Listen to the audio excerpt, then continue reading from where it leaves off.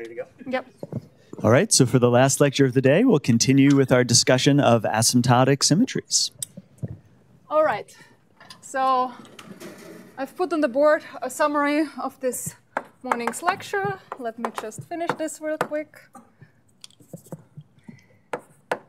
So just for you to remember what we did there. So we first started discussing Penrose diagrams, since we want to talk about sort of the physics near the boundary of asymptotic flat spacetime. And the structure is such that we have massive particles starting out at I minus, the past time like infinity, and going to plus I infinity, and future time like infinity, space like geodesics, and start and end at spatial infinity, I0, and massless particles start at past non-infinity scri minus and end at future non-infinity scri plus. I discussed several aspects of these, of Penrose diagrams. They're very good for discussing the causal structure of the spacetime, as well as the structure near the null boundary, which is the main focus of these lectures. They're not so good for discussing fully the physics near these corners here, past and future time like infinity and spatial infinity, but I gave you a way to sort of resolve those points and discuss the physics of where, say, massive particles end up and resolve some of the issues that the Penrose diagram displays. Once we look at the metric of Minkowski space or asymptotic spacetime near the null boundary, we saw that the metric is degenerate, and I discussed that such a degenerate metric, together with a normal, whose normalization is sort of induced by the conformal factor, gives us a Carolian structure at the null boundaries, which leads to various sort of maybe not so familiar features of hypersurfaces, including the fact that the speed of light, there's a zero limit of the speed of light in a sense. Then we discussed the Bondi-Sachs formalism, which focuses on outgoing light rays, which have U equals constant, which give rise to U equals constant null hypersurfaces. I discussed that the normal, which is d by du, is null, geodesic, and also tangent, a feature of null hypersurfaces, which gave us a condition for a metric component, so a gauge condition. So we pick some coordinates, and this corresponds to a gauge condition.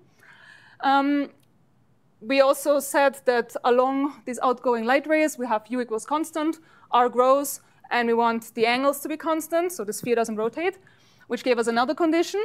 These two conditions, if we pull down the indices, then gave us the so-called Bondi gauge condition, and the lower indices GRR and GRA being 0. And then we also demanded that the coordinate R is like an areal coordinate, so the area element grows as R squared as we go outwards. And this gave us this condition on the determinant of the angular part of the metric. With that, we then ended up with a metric of this form, which had 6 free functions given by these metric coefficients here. And Bondi, Metzner, van der Burg, and Sachs suggested to us a way to impose boundary conditions on these functions.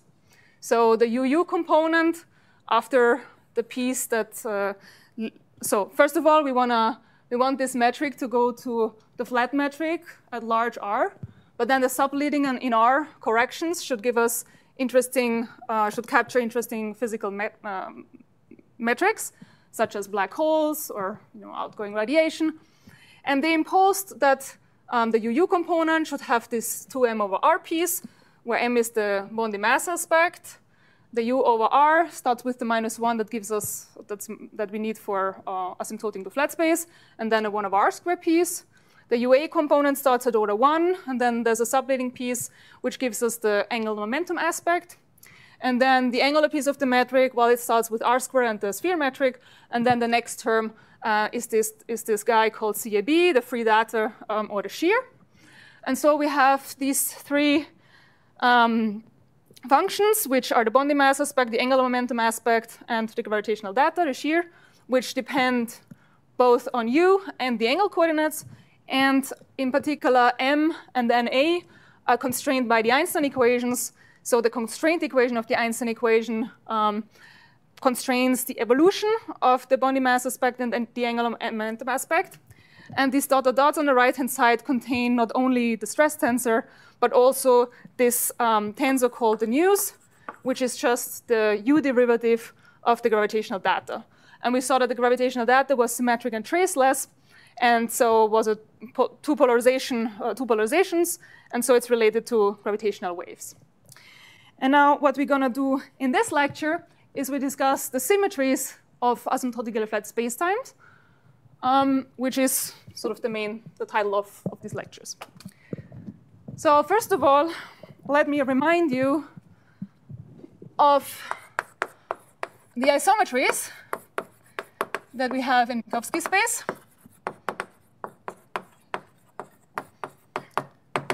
So we have the Poincaré group, which is Lorentz transformations and translations. And to get a feeling of what asymptotic symmetries are and how they extend, in a sense, the Poincaré group, it will be useful to recast the Lorentz transformations and the translations in these coordinates that I'm using over there, so that we can clearly see what new stuff comes in from asymptotic symmetries. So let me first do that. So let's look at translations. And let me just be very explicit. So again, I'm using these capital X coordinates for Cartesian coordinates. And now we're going to use the retarded Bondi coordinates. I'm going to be very explicit here.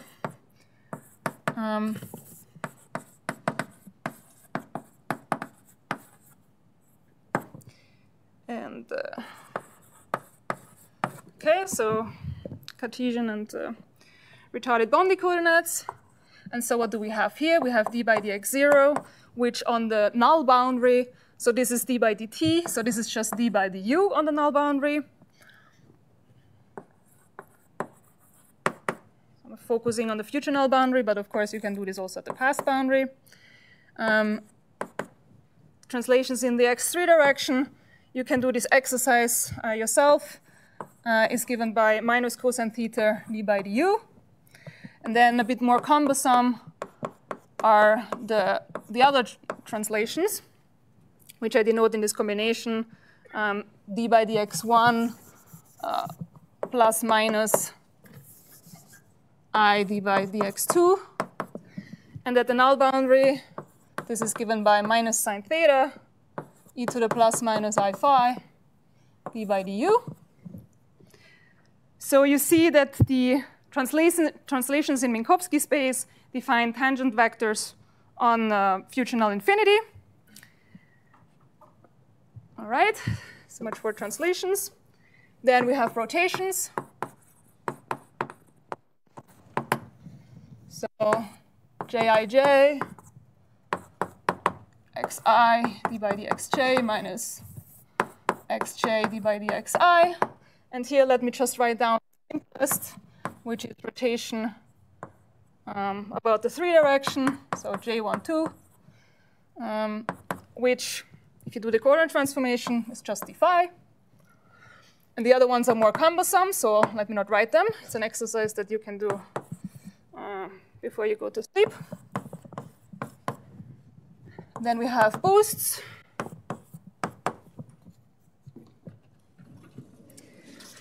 I equals x0 d by dxi plus xi d by dx0. And here, let me also just do the simplest one, k3, which is just minus u cosine theta du minus sine theta d theta. So note that here, and the other one are more cumbersome. So note that here I'm just writing down what the translations become at the null boundary. So in particular here, you will have dr terms that I'm not writing, and you will also have 1 over r times the theta and the phi terms. If you map exactly the translations in the Cartesian coordinates to these retarded Bondi coordinates. And so here what we see is that the isometries of Minkowski space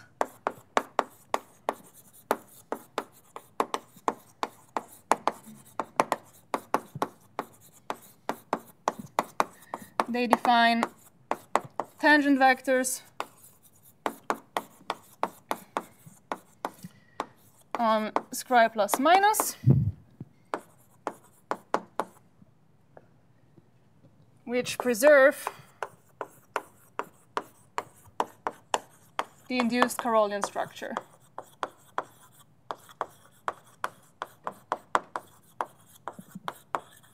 So the tangent vectors are d by du, d by theta, d by d phi.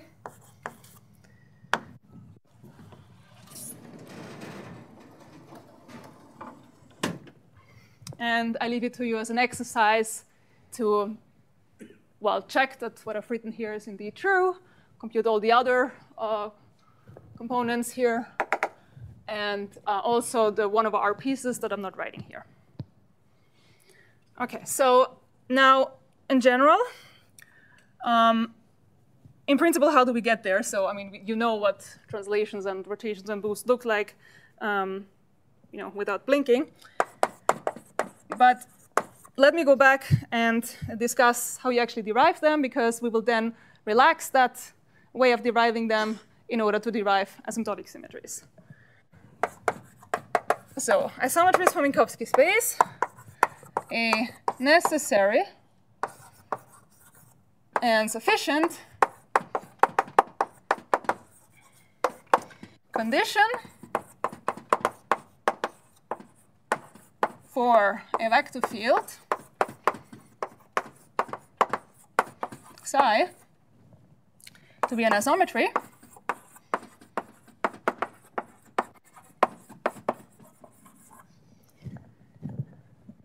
is that it satisfies what? What should it satisfy? Any takers? The Killing equation, yeah. So we have the leader derivative of the metric. Here I'm focusing on Minkowski space with respect to this vector field is 0, which is the same as the mu psi nu equals 0. And then if there exists such an isometry, then I can construct a conserved current J satisfying Vj equals 0, and whose integral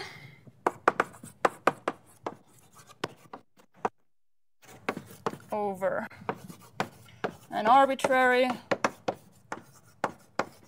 Cauchy slice sigma produces a scalar quantity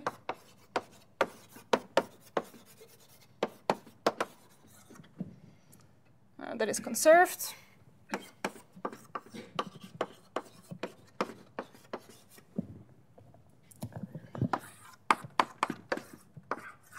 Sigma dSA JA, where A is the surface element multiplied by the unit normal to sigma. And for translations, we get in that way T mu 0 here is the 0 component of the stress tensor. We get energy momentum.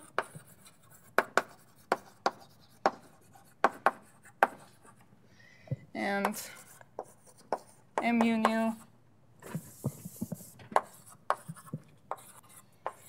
ds0 us mu T nu 0 gives us angular momentum.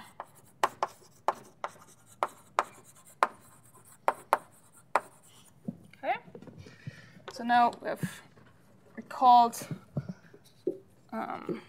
isometries and how to get them. Now let's move on to asymptotic symmetries.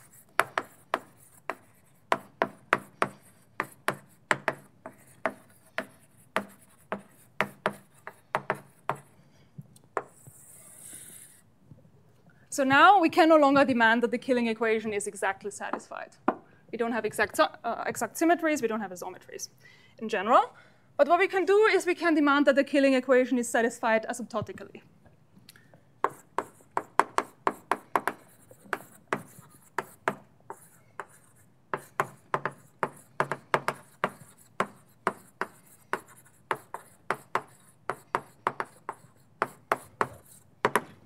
So we demand that the Lie derivative with respect to a vector field that we want to determine on the metric, and now metric G mu nu, because we're no longer in Minkowski, we're in some general asymptotically flat metric, the one that we've discussed over there.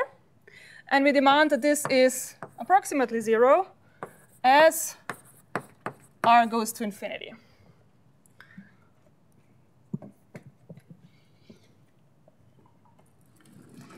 And now our task is, so the task of finding the asymptotic symmetries is finding all the diffeos psi that preserve the asymptotic form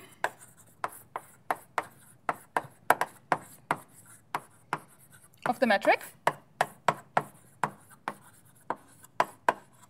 in whatever gauge we've picked at the get-go, but that lead to non-trivial conserved charges.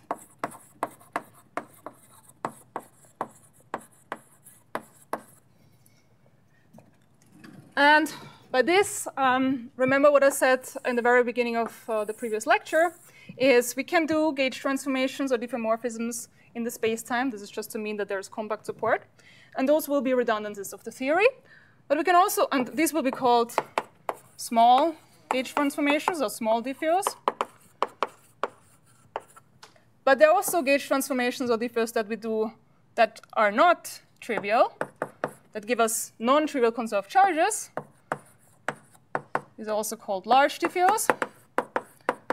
Sometimes they're also called improper diffeos, depending on who you talk to. And these have a non-trivial effect on the physical data.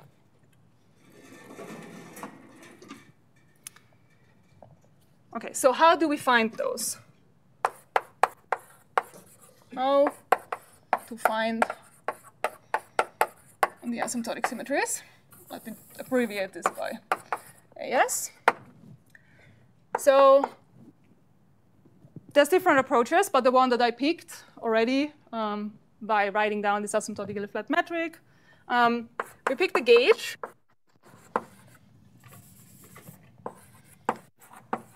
And the gauge for us was that we picked certain coordinates. So these u equals constant, r growing, x equals constant coordinates that led to some gauge conditions on the metric. So we picked the gauge.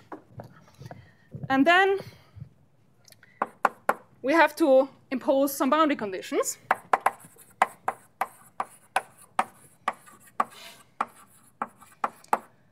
And these boundary conditions, they should be both lax enough such that, let's say, all solutions of interest included. So for example, here black hole solutions are included, if that's something that we want to talk about. But they should also be strong enough such that there are no pathologies.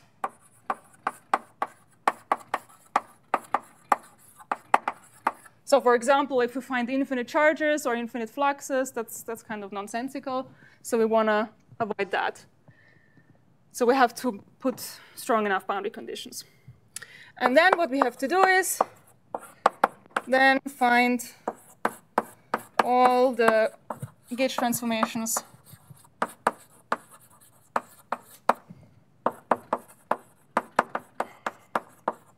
that preserve. Let me put here a 1 and a 2. That preserve 1 and 2. So both the gauge and the boundary conditions. And then finally, we also have to mod out by those trivial gauge transformations so that we can compute what is the asymptotic symmetry group. The asymptotic symmetry group is the set of all allowed transformations. So the ones that preserve the gauge and preserve the boundary conditions, modded out by the trivial ones. All right?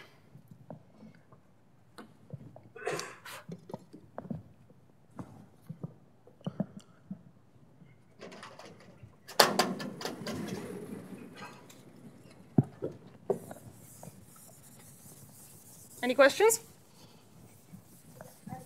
Yep. Oh, so here, I mean, if you're in Minkowski space, you have exact isometries. If you're in a stationary solution, you have exact isometries. But if you're in some general space-time that's evolving and so on, then you don't have isometries. So the best you can do is ask that there are symmetries as you approach the large distance. And what you find will depend on what kind of boundary conditions you put, and that may allow or disallow some solutions of interest or some processes of interest. For example, if you kill the CAB component, so the gravitational data, you won't allow for gravitational waves. Yeah. When you say trivial transformations, you're referring to the small videos? Yeah, precisely.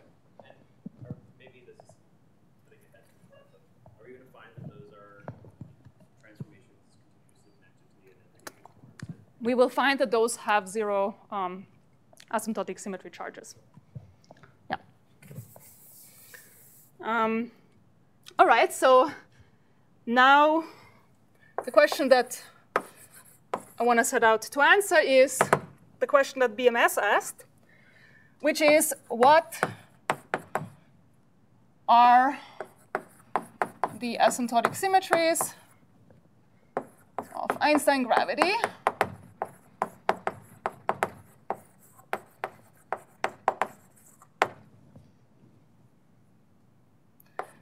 I guess with an asymptotic flat space. And now, well, as you take R to infinity, what happens? So we imagine that there are some localized sources that do whatever they do, and then you go far away. The metric, becomes asymptotically flat, which means that the fields become weak. The curvature becomes low. And so, what would you expect? Surely you would expect the asymptotic symmetry group to be the symmetry group of special relativity, right? Curvatures are weak, fields fall off. And what's that? Well, that's Poincaré, right? And that's not what they found. And I think people tried and tried and tried to find just Poincaré, and they didn't. In fact, it's not just that Poincaré gets a little bit extended.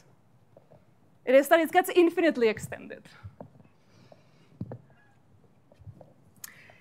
OK, so now let's see how this comes about. So we want to know what infinitesimal diffuse psi leave the metric form intact. And let me just write this out again, which is we have G mu nu, which has the following entries: -1 plus 2m over r, -1 plus dot dot dot. There's a 0 here, -1 plus dot dot dot. There's a 0 vector here, another 0 vector here. Here we have r square gamma AB plus r CAB. And then here in the UA component, I'll put some function, UA. This is what is sometimes used. And let me just say where this UA comes from. I'm just writing this in case you go to the literature and you find this and you're like, that's not what I learned here. So let me just write this out. So by the end of these lectures, you should know these metrics by heart because I'm writing them like 1,500 times. It's also good for dexterity, I guess. So I'll get something out of it too. So this is the general form in which we can write asymptotically flat metrics. So sometimes, so what I've had before was just GAB, and then we expanded it. You can also write it in terms of this functions U. And now, okay, now let me erase this board.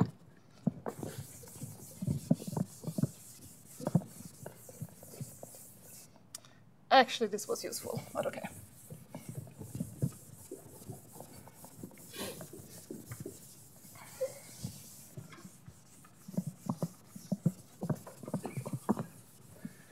Good. So my task in these lectures was to teach you asymptotic symmetries. And what I would like you to take away from this is to be able to have a working knowledge of how to compute asymptotic symmetries. So if somebody gives you some boundary conditions, or you get to choose them yourself, you should be able to compute the asymptotic symmetries. So we're going to do this in some glorious detail.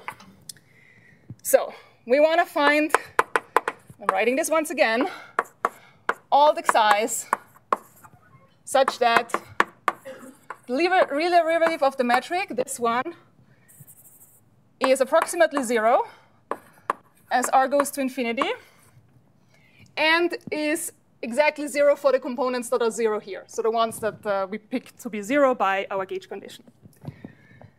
Now we make an ansatz here,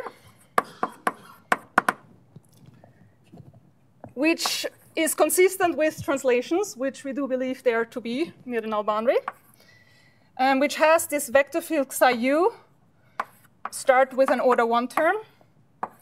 The vector field psi r also start with an order 1 term. And the angular components start with a 1 over r term. So this is consistent with translations. And we won't worry about Lorentz transformations just yet. OK, so how do we go about this? Well, we want to derive the psi starting with the simplest conditions. So the simplest conditions are the ones that are the gauge conditions, because they give us an exactly 0 Lie derivative. So from the gauge condition that GRR equals 0, what we get is that after the transformation that we do, GRR should still be exactly 0, not just approximately, but exactly 0, because we want to preserve the gauge. So that means that the Lie derivative of psi of GRR should be 0, exactly.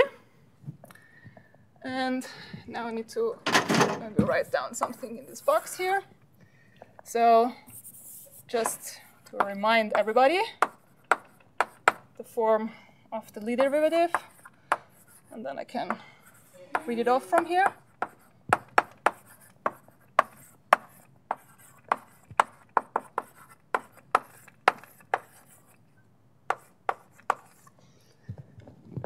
OK, so we have psi rho, the rho, GRR. But GRR, the original one was 0, so we don't have this term. Next, we have, now because this is RR, we have twice this term. So 2 the R psi rho G rho R. Now GRR is 0, so that we don't have to worry about that GRA is also 0 by our gauge condition, so we don't have to worry about that. So the only thing that we have to take into account here is when rho is U. So this gives us minus 2 the R psi U. And now there's a non-trivial Christoffel in here. Well, actually, there's a trivial Christoffel in here, but may not be trivial in other cases. So the Christoffel here that we have to worry about is GRR mu, which is 0. This is another exercise for you. So plug in the Minkowski metric in retarded bonding coordinates in Mathematica and let you spit out the Christoffel symbols. Some of them are non-zero. So we have this. And now, with that guy being 0, we obtain that 0, so that the R derivative of psi u has to be 0. And that means psi u is only a function of u and xa. OK?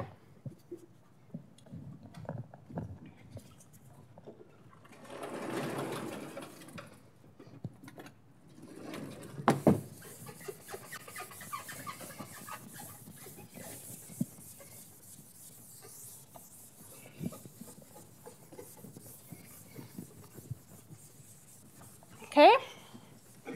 Does anybody have a suggestion what we should do next? Which condition we should look at? So we want to make our life as easy as possible. So the first condition that we looked at was the gauge condition GRR equals 0. We have another gauge condition, GRA equals 0. So let's look at that. So here we have to also impose that after the acting with the Lie derivative on RA, we have exactly 0. Let me write this out again. Psi rho d rho GRA, which is 0, so we don't have this term, plus dr psi rho g rho A plus the A psi rho gr rho. And what do we have here?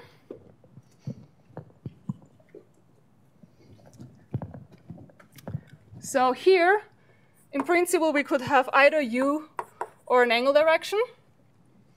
But then when this is, and so this can be u or an angle direction, but when this is u, we already know from before that the R derivative of psi u is 0, so we only have the angle direction. And then here we know that GRA is 0, GRR is 0, so the only thing that we have here is an angle, is the u direction. So let's write this out. So we have, and let me now write out what the GAB metric is. It's R squared times HAB, which starts with a gamma AB term. Then we have the R derivative acting on psi b. And then we have minus, because GRU is minus 1, minus the A psi u. Now we have to consult Mathematica, the exercise that you just did, to tell us that this Christoffel symbol starts with 1 over R plus dot, dot, dot, which then gives us the following. So gamma AB times R squared. This is now just a partial derivative, psi b, minus dB, the covariant derivative on the sphere, acting on psi u. So yeah, so this is just the covariant derivative on the sphere. And so what this means, so this has to be 0. So what's inside this bracket has to be 0. So this means that dr psi b is 1 over R squared dB psi u,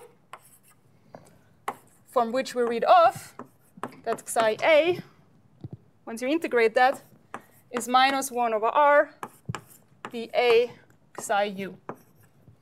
So this angular component of the diffu is related to the u component of the diffu. Okay?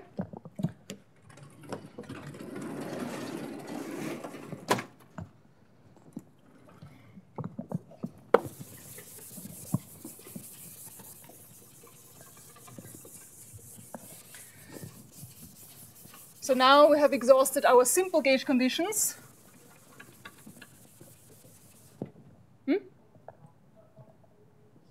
Sorry?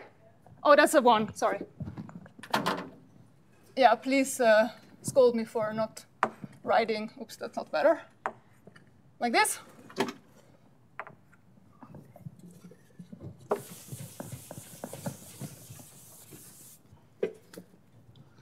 So then next we have to look at the fall-offs. So that's the boundary conditions. And perhaps the simplest one is if we look at the Lie derivative acting on the UR component. Which, yes. Sorry? Here I'm not keeping track. No. Sorry, what was the question? If we're keeping track, so that could be an integration constant. Yeah. So yeah. Okay, so fall off. So let's look at the UR component. So we have that 0, or not actually 0, but now we have to use the fact that we don't have exactly 0, we don't have an isometry, but we have something that's approximately 0. And to be more precise, it's not just approximately 0, but it has to have the same. We have to kill the order, the more leading order of the fall-offs. So GUR, let me write this down here again to remember it. GUR starts with -1, and then the next term is order R to the -2. So in doing this transformation, we need to make sure that the Lie derivative of this metric does not grow, does not fall off less fast than 1 over R squared. Yeah? So we need the Lie derivative of the GUR guy to be of order 1 over R squared, just to keep these boundary conditions. Cannot be of order 1 over R. Otherwise, we're violating the boundary conditions. OK, so let's also do this in some detail. Let me write it down.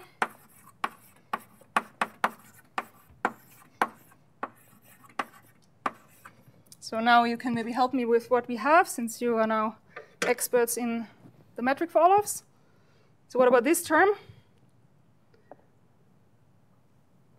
So this piece, and I'm looking not at the -1 here, I'm just looking at this piece. So we're looking at all the terms that are not the -1, but all the rest. And we need them to be of order R to -2. So this is already order R to the -2. If it gets hit by a U derivative or an angle derivative, that doesn't change anything. And if it gets hit by an R derivative, it just falls off faster. So we can forget about this term. That's already order R to the -2, so that's fine. Now what about here? So that's easy, because GRR is 0, GRA is 0, so the only thing that it can be is a U. And then here, what we can have both R or the angles here. So then let me write the next line. So we have, for UR, we get a -1, so du psi u, minus, because if I have UR, there's again a -1, so minus dr psi r. And then we may also have dr psi a GUA. But GUA, that's this thing, the UA guy. That goes like order 1.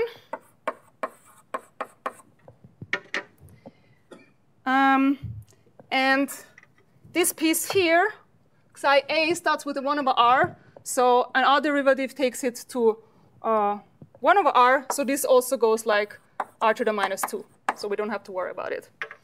So then the only thing that remains are these two guys, from which let me write this. So here again, we have to look at what the Christoffels are. G, U, U, mu turns out to be 0. G, R, R, mu also turns out to be 0. And so what we find here is minus du psi u minus dr psi r, but minus dr psi r, yes. But we have made an ansatz here that psi r goes like order 1, so the derivative kills it. So we find that psi u actually also doesn't depend on u. just on the angles. Okay? And now, yes? In the last term that you said cancels out, turn the dr act on the dA psi u term and leave the 1 over r as is. But this does not depend. So this doesn't depend on r. So that gives 0.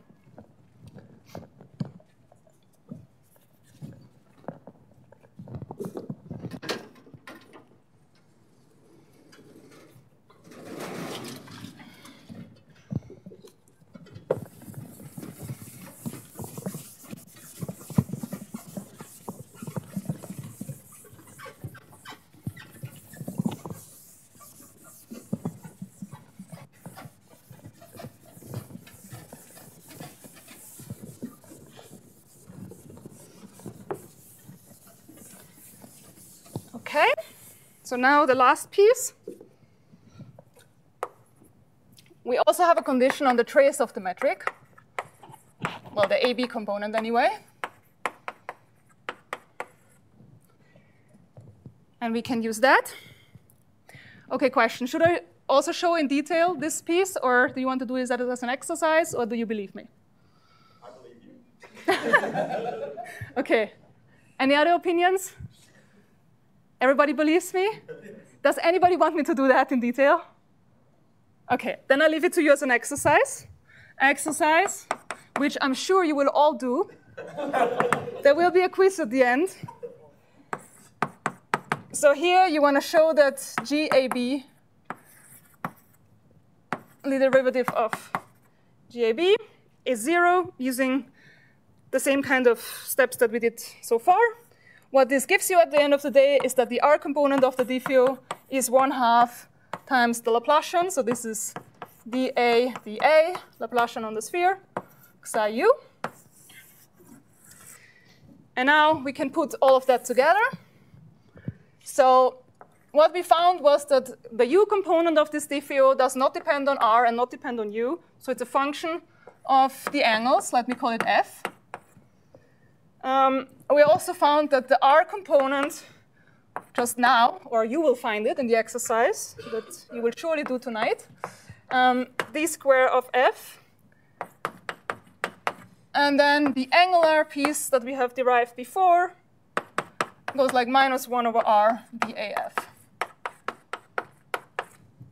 So what we find at the end of the day is this diffeomorphism vector field that depends on a function of the angles, which is this function d by du plus 1/2 d square f dr minus dAf over 2 d by dA.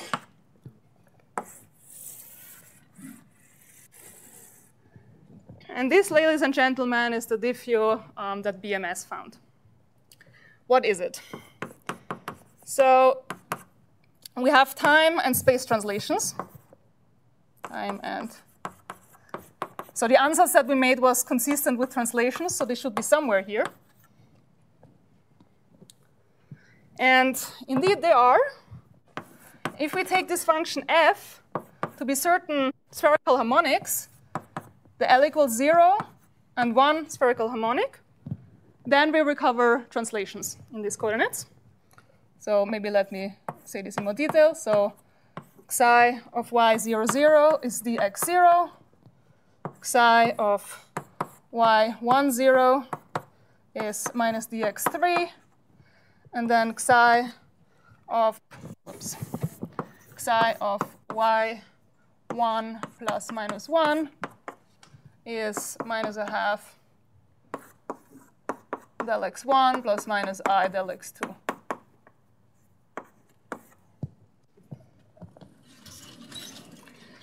But what about all the other guys here? So all the other L bigger than 1 spherical harmonics. Here we have not restricted to any particular function of f. In particular, we can have arbitrary function of the angles. Turns out that the first few spherical harmonics, if we write f in terms of spherical harmonics, give us the usual space and time translations. But there are infinitely many other f's that we could pick. And those infinitely many other f's are the BMS supertranslations.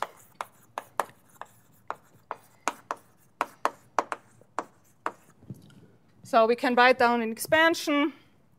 So f of xa, just the expansion in spherical harmonics.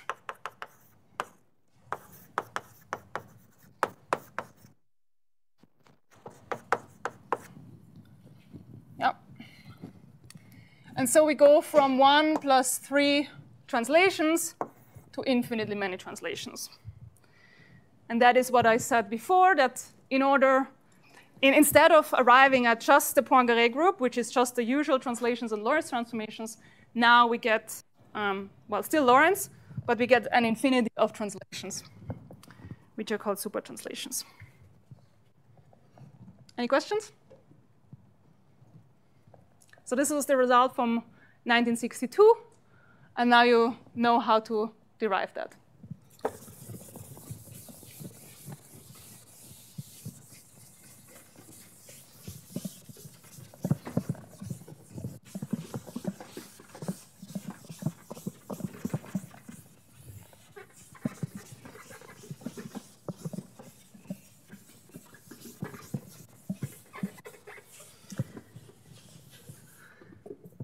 Okay, so for the rest of this lecture, it will actually be convenient to switch to stereographic coordinates on the sphere.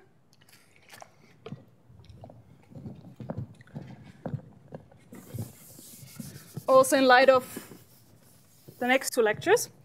So far we have used the theta phi coordinates. Now I would like to use z and z bar, which are related to theta and phi by the tangent theta over 2, e to the I phi. Yeah. And z bar is just the complex conjugate. And then the diffure above, this psi. Yeah, I've written it above. This diffure above, then, let me write it like that. So this function evaluated at the null boundary, where this particular spherical harmonics.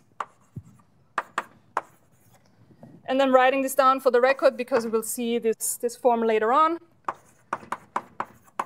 In these stereographic coordinates, this takes a little bit more of a nasty form, but this form is useful for other purposes, in particular the question of whether we can recast 4D physics in terms of some 2D language, where these coordinates z and z bar are the complex coordinates on the sphere, and this will be useful for that later on. And then supertranslations. So this is translations.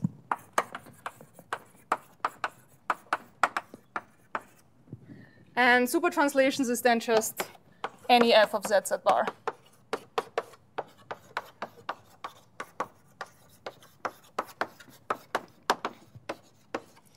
And so now what we have found is that BMS transformations didn't touch Lorentz, so that's still there.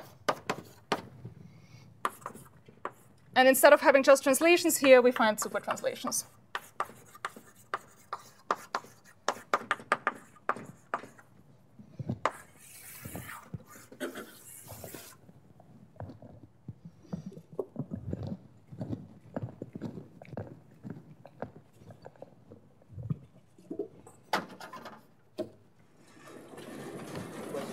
Yes? Will you talk about the similarities of this to the Virasoro algebra? Yes, I'm getting to there now. So far, we haven't said anything about Virasoro. We just kept Lorentz. But this is what I'm going to say now. So, what about Lorentz?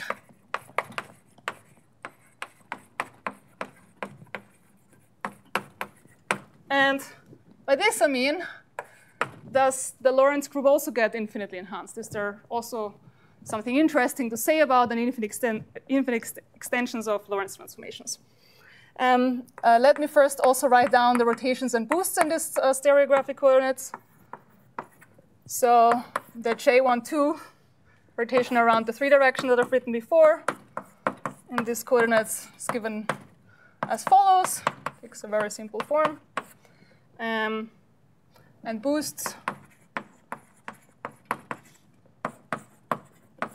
again, on the null boundary, so there are also subleading terms. So this looks rather ugly, and you're probably thinking, why is she doing that? That doesn't really simplify things. And indeed, at this point, it doesn't look like it's simplifying anything. But I promise you, these coordinates are extremely useful for understanding sort of the physics of the infinite extensions of the Poincare group. So that was just, again, the isometry of Minkowski space.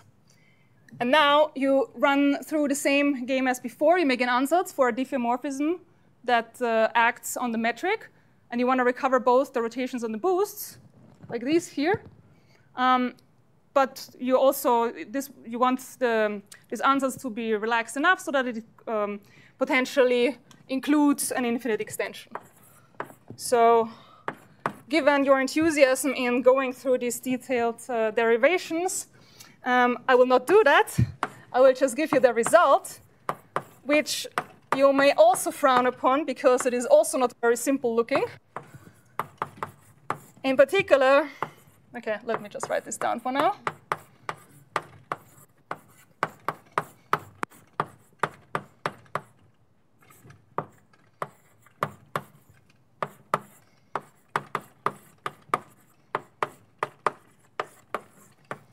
So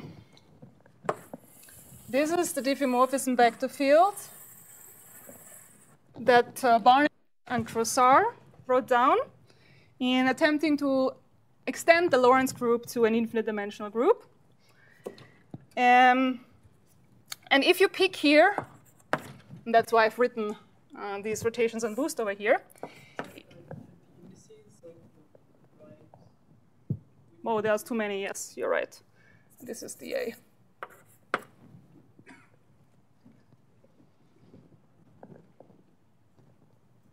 Yeah, has to be dA. So if you pick this vector field, so A is again the Z and Z bar component now. If you pick that to be of the form, so I'm not writing this down explicitly, but if it goes like, if it has a 1 in there, a Z in there, or Z square in there, then what you find is rotations and boosts. I'll put in the notes exactly which one is which. But these would be the usual Lorentz transformations. So, and another thing to say here is, which I probably should put on the next board.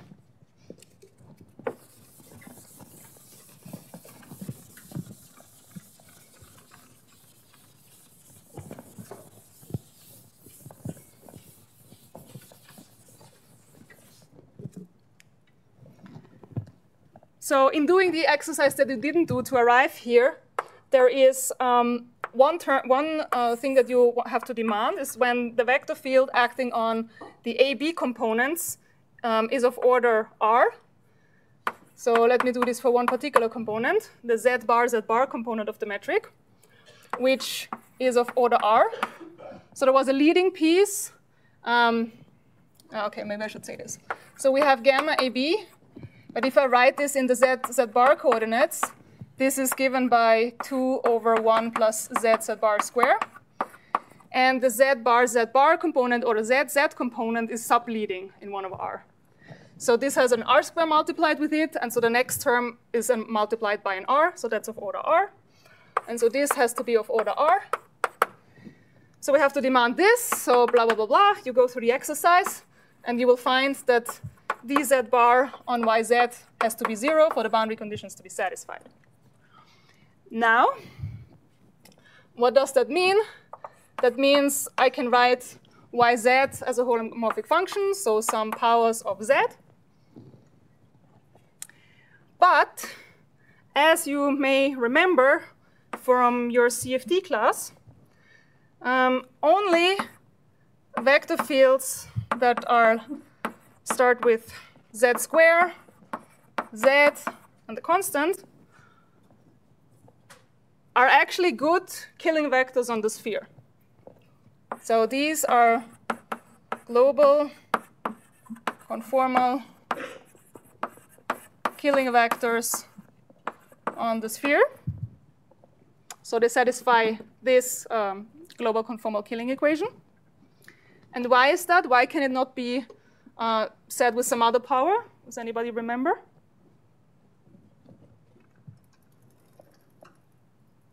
So if I have zk dz, if k is smaller than 0, then it's singular. And where is it singular? So I maybe should have told you that, hopefully I get this right. So in the stereographic coordinates, when we have tangents of theta over 2, we have z equals infinity here and z equals 0 there, or the other way around, If I define the angle theta as this. And then on the equator, we have some other value. So if k is smaller than 0, then this would be singular at z equals 0, so the North Pole. But also, if k is bigger than 2, and that's the question that I asked you, this is also singular. But now, at z equals infinity, which is the South Pole. And why is that? So if I do a conformal transformation that takes z to some z prime, that is 1 over omega, 1 over w, then z to the k d by dz goes to minus w to the 2 minus k d by dw. And so you see that when k is bigger than 2, this is singular.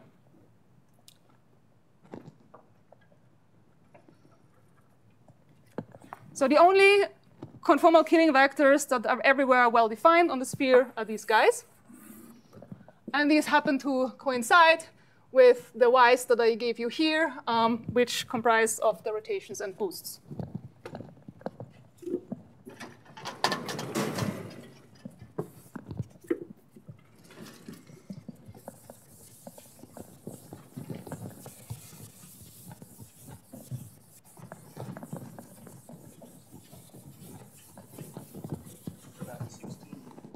OK.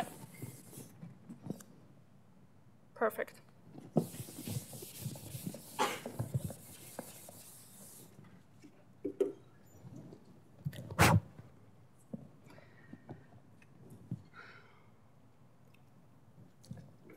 But now let's be a bit more adventurous. So let's say we don't impose that this condition is satisfied exactly. Let's allow for isolated points that don't satisfy this condition.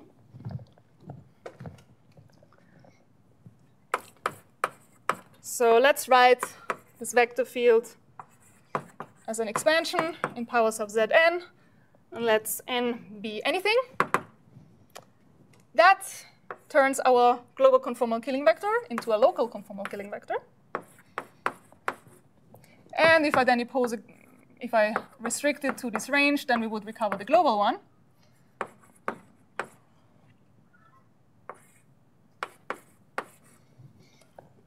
But let's not restrict ourselves to that. Let's contemplate for a moment what vector fields that don't lie within this range of M, what they would do for us. So for example, since we have this infinite sum, I can also write a vector field that has a singularity at z equals w. And then what would that mean? That would mean that this condition that normally was imposed to be 0, if we have a z bar derivative hitting a 1 over z, that gives us a delta function, two-dimensional delta function of a sphere. at the location z equals w. And so it means if we pick vector fields like this, then we get local conformal killing vectors which satisfy the conformal killing equation everywhere except at isolated points. What that means now is that the boundary conditions that we imposed, namely this one here, are no longer satisfied. The boundary conditions are violated, but only at isolated points.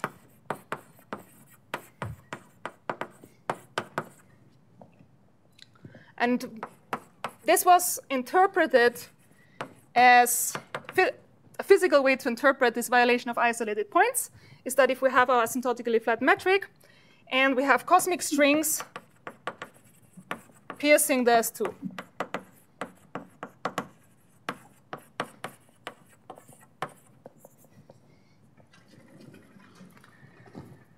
And if we allow these boundary conditions to be violated at isolated points, then we get what is called the extended BMS group, which is comprised of two copies of Virasoro and the super translations.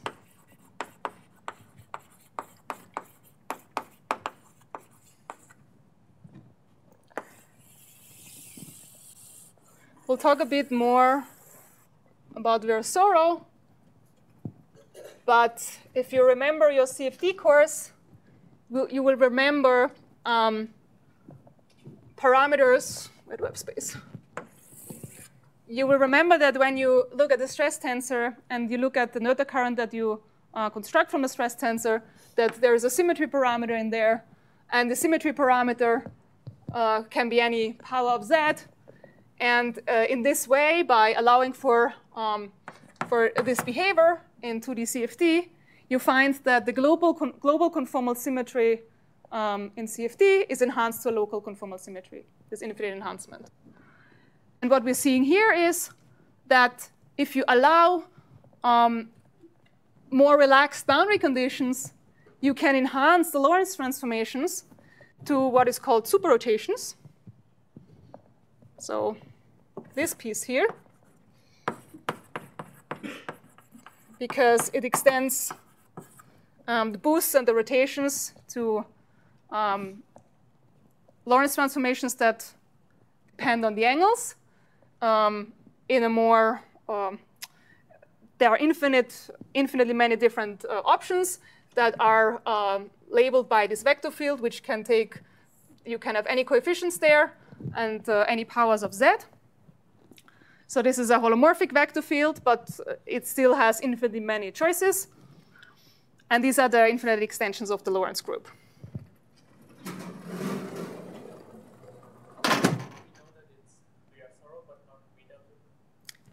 It's actually a centerless Virasoro. So thank you for asking this. Yeah, it's a centerless Virasoro. So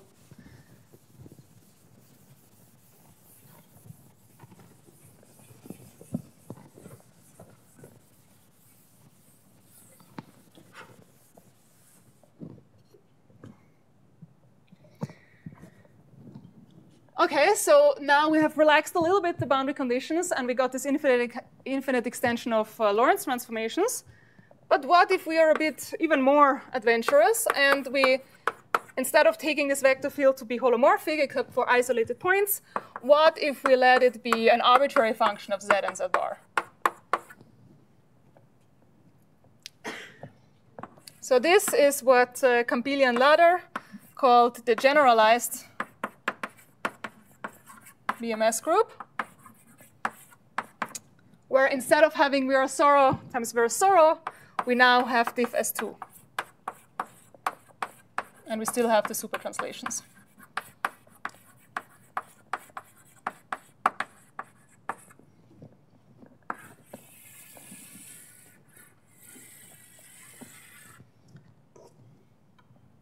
Okay. Now you may ask, how well motivated is this? We relax the boundary conditions a little bit, then we relax them more. if you now let yz be an arbitrary function of the angles, then the conformal killing equation is satisfied nowhere on the sphere, in principle. So this is a strong violation of the boundary conditions. How well motivated is this? Well, I hinted already here that there are some similarities with two-dimensional CFDs and how the global conformal symmetry gets enhanced to local conformal symmetry. And this was also behind the motivation, in a sense, for extending the symmetry group. So in 2D CFD, we allow for holomorphic parameters, epsilon of z,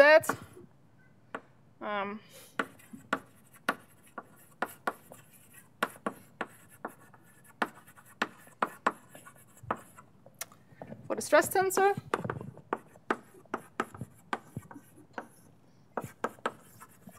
And this was a good thing because it gave us local conformal symmetry.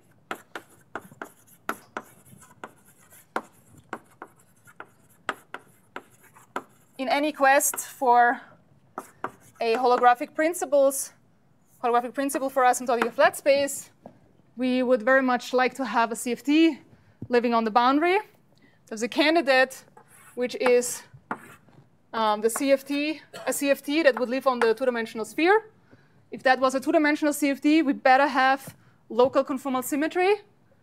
And relaxing the boundary conditions to extend the Lorentz group to superrotations gives us precisely that.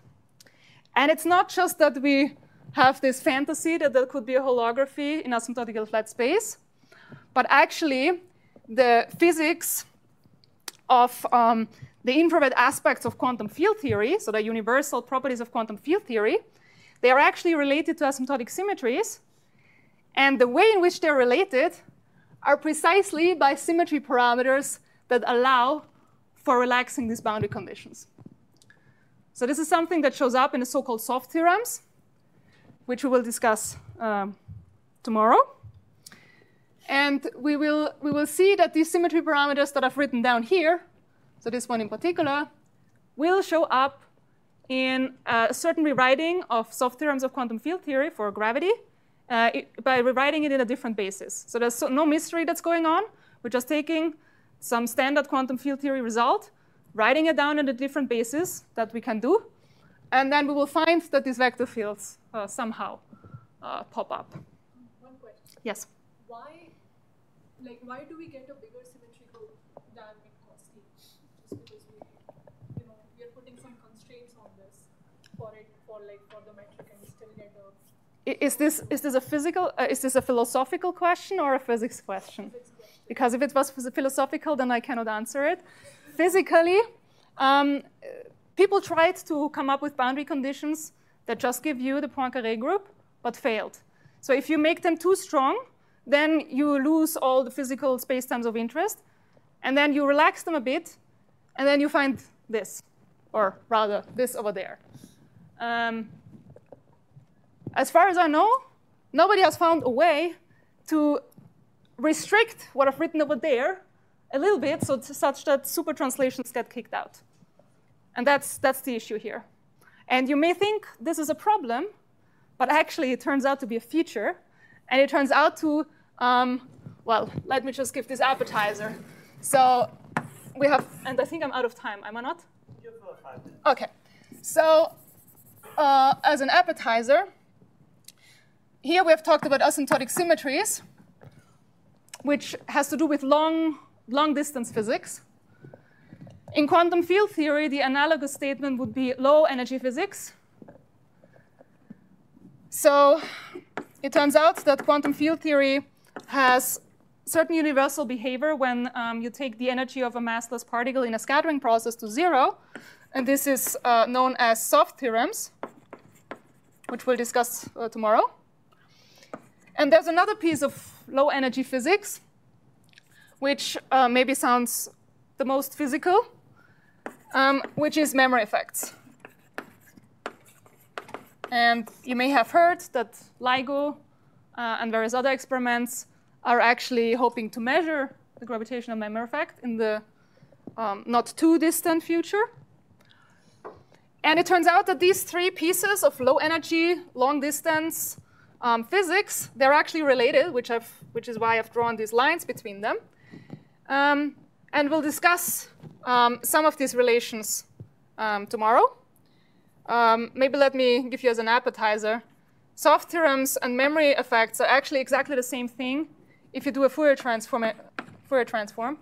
So if you take the statement of some universal factorization process in quantum field theory and you Fourier transform that, you will land precisely on what people call memory effects. So this was studied by different people, particle physicists, relativists, at different times. This was in the 60s, this was in the 70s. And for a long time, they didn't know that they were actually looking at the same thing that was only related by a Fourier transform. It turns out that, okay, let me do here. So asymptotic symmetries, this may maybe sound to you like something strange, like what is it physically? Tomorrow, before talking about soft theorems, I will talk about BMS charges and the action of the BMS group and what that actually means physically.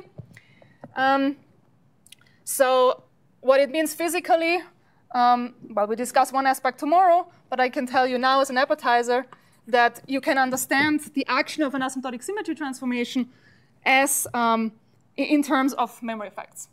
So there's something that should be physically measurable, and it's directly related to asymptotic symmetries, and I'll mention maybe a bit more later on. And then actually what we'll be discussing mostly in the next lecture is how soft theorems and asymptotic symmetries are related to each other. And there will be another transform that pops up here that will take the place of the Fourier transform. Let me mystically denote it by M for now. And then here, there's yet another transform that we can write, and I will maybe mention this at the very end of this course. So there's different pieces of infrared physics in gravity or in gauge theory, which are all related to each other via various transforms or relations. And yeah, let me maybe end on this. Yeah, let me end on this.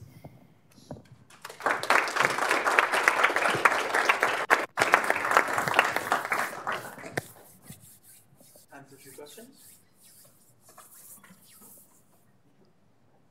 Maybe you said this, but I understand why you would want to violate the first condition so as to get local conformal symmetry. Mm-hmm. But that's a minor violation compared to the second one. Yeah. Can you explain why? Good. So tomorrow when we discuss soft theorem, we will find a vector field that relates the subleading soft graviton theorem, I will explain what that means, to these two superrotations with a vector field that goes something like z bar minus w bar squared over z minus w.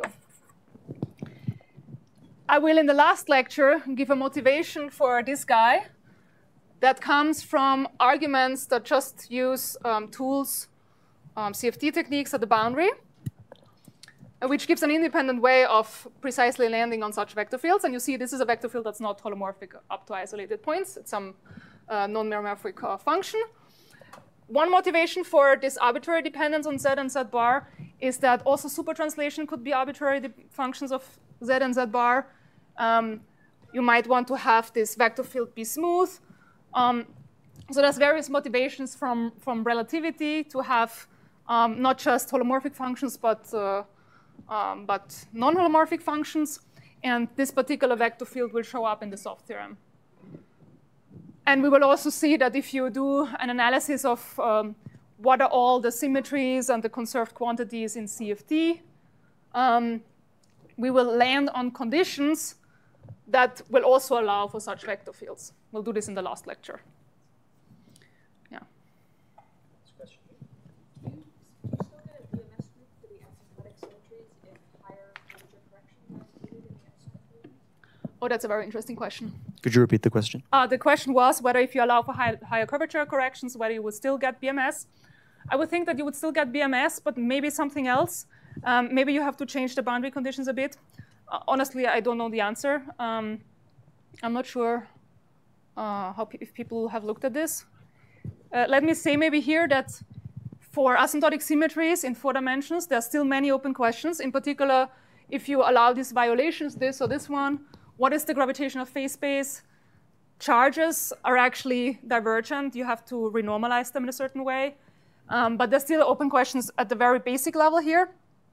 If you go to higher dimensions, which is also something that you could ask, there's also many basic open questions, which maybe I can say something in the last lecture using CFT tools. Yeah, I don't have an answer to your question. I'm not sure this has been studied. Yeah. So in the generalized DNS, Yep. all the charges are non-trivial, or there is some trivial that.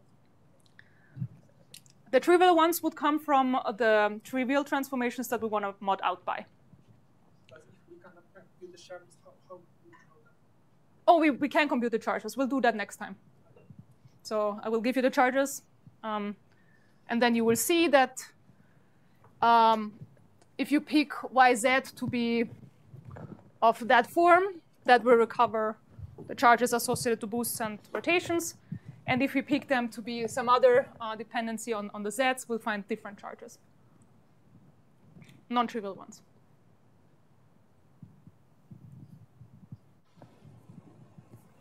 All right, well, let's thank Andrea again.